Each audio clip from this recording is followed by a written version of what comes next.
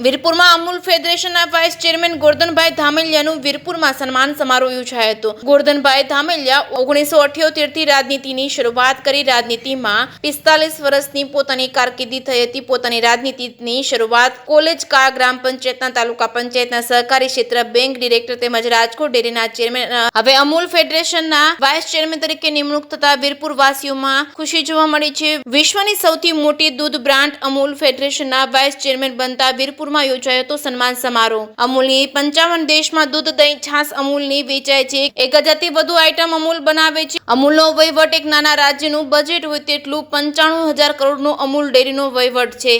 સમસ્ત વીરપુર ગ્રામજનો તેમજ વિવિધ સંસ્થાઓ તેમજ સહકારી વિભાગ તરફથી ગોરધનભાઈ ધામેલિયાનું કર્યું સન્માન। વીરપુરના જલારામની જગ્યાના ગાદીપતિ રઘુરામ બાપા તેમજ ધારાસભ્ય જયેશ રાદડિયા તેમજ સાધુ સંતો તેમજ વિવિધ સંસ્થાના આગેવાનો ઉપસ્થિત રહી ગોરધનભાઈ ધામેલિયાનું કર્યું સન્માન। જે કે સિંહ ગુજરાતી સાથે ભાગ્યેશ ટોબરિયા, વીરપુર।